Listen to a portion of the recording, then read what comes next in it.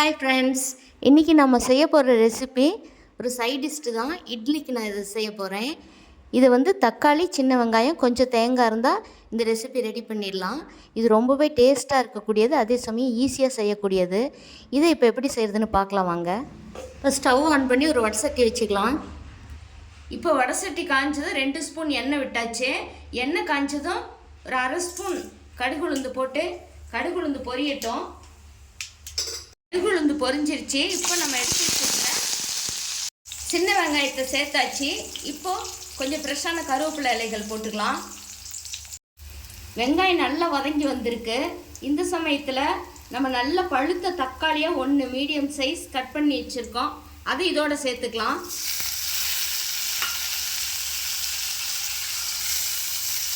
இந்த தக்காளி சேர்த்துட்டு இதோட கொஞ்சமாக மஞ்சள் தூள் சேர்த்துட்டு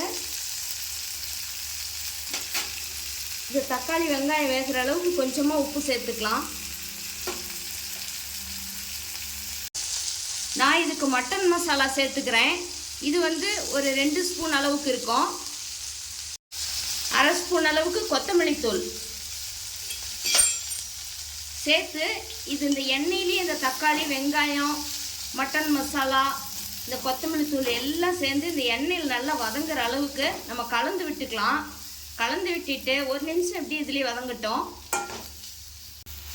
இப்போ இந்த தக்காளி இதோட நல்லா வெங்காயத்தோடு வதங்கி வந்துடுச்சு.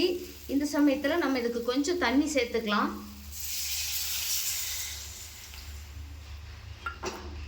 தண்ணி சேர்த்து இது ஒரு 5 நிமிஷம் கிட்ட இப்படி வேகட்டும். இதுக்கு இப்போ கொஞ்சம் தேங்காய் நம்ம அரைச்சி எடுத்துக்கலாம்.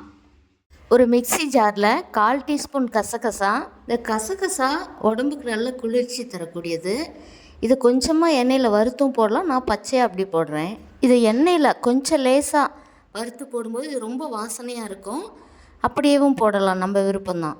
ஒரு கைப்பிடி அளவுக்கு தேங்காய் துண்டுகள் கட் பண்ணி எடுத்துட்டு இதை இந்த மிக்சி ஜாரில் சேர்த்து இதை நல்லா நைஸாக அரைச்சி எடுத்துக்கலாம். தேங்காய் அரைச்சாச்சு. இப்போ இந்த தக்காளி வெங்காயம் நல்லா வெந்து வந்திருக்கு. இப்போ இதோட இந்த அரைச்ச தேங்காயை சேர்த்துக்கலாம்.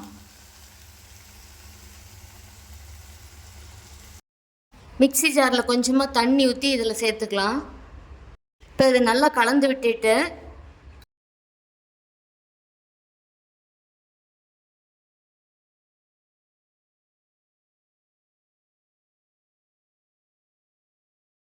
இப்போ குழம்புக்கு தேவையான அளவு தண்ணி சேர்த்து நல்லா கலந்து விட்டுட்டு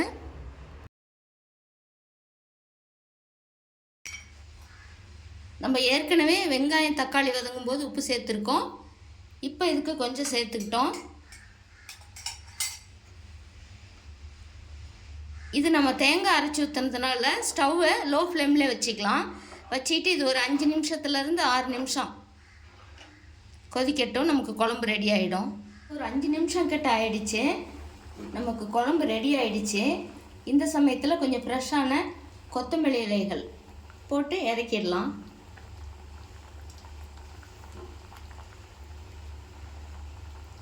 ஸ்டவ் ஆஃப் பண்ணிடலாம்.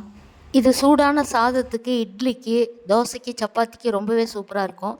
இதே போலவே நீங்களும் ட்ரை பண்ணி பாருங்கள். ட்ரை பண்ணி பார்த்துட்டு உங்களுடைய கருத்துக்களை கமெண்ட் பாக்ஸில் சொல்லுங்கள். இந்த வீடியோ பிடிச்சிருந்தால் லைக் பண்ணி ஷேர் பண்ணுங்கள், சப்ஸ்கிரைப் பண்ணுங்கள். தேங்க்யூ.